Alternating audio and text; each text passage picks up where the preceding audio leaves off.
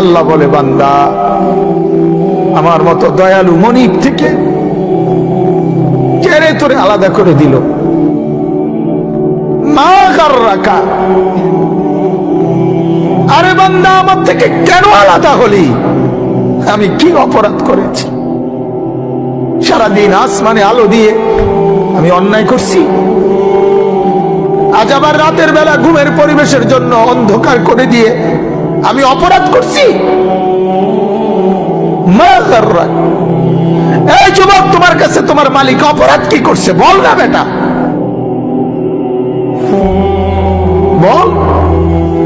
কেন সেজদা করলি না ভাইয়া? আল্লাহ তোমার কাছে কি অন্যায়টা করছে? কি অন্যায়, কি না দিছে মালিক?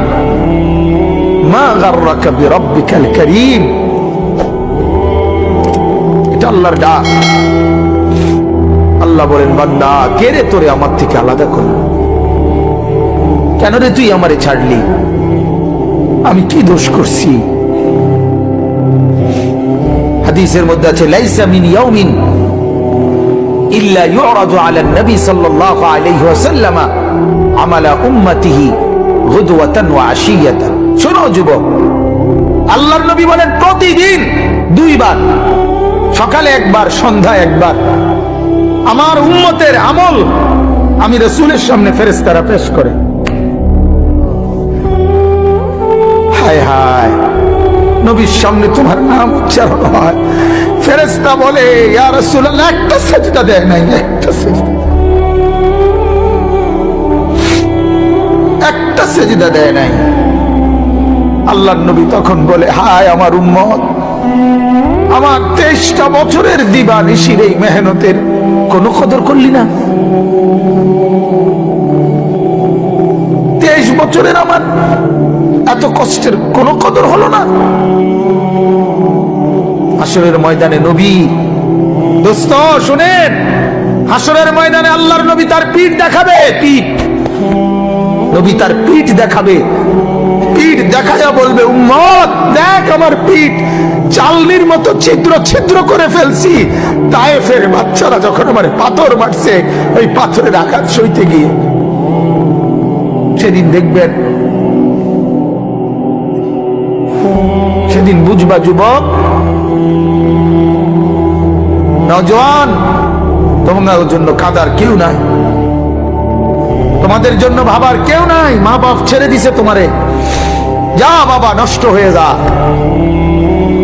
আহা, মোবাইলের হাতে ছেড়ে দিছে তোমারে, নষ্ট বন্ধুদের হাতে ছেড়ে দিছে তোমারে, যা বাবা পেটের ভুক লাগলে ভাত খাইয়ে যাইস, বাকি টাইম নষ্ট হয়ে যা।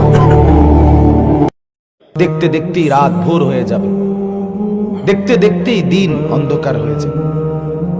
হ্যাঁ, এই শক্তি, সামর্থ্য, যৌবন, ওই চাচারে বলো, ও চাচাদেরকে বলো, চাচা আপনিও কি সবসময় এমন ছিলেন? বলবে, না চাচা, ভাতিজা তোমার মতো আমিও একদিন ছিলাম, তোমার মতো আমিও ছুটতাম, দৌড়াইতাম, ফুর্তি করতাম, হাঁটতাম। আজ বৃদ্ধের দুর্বলতা আমাকে অবশ, অচল করে দিয়েছে। এজন্য ভাবো ভাইয়া, ভাবো কি করে আসছো এতক্ষণ? ছেলেরা তোমরা কি করে আসছো? অর্জন কি বলো? এতক্ষণ তোমরা যারা ঘুরে আসছো, অর্জনটা কি হয়েছে ভাইয়া কও? আর আমার অর্জন কি হয়েছে?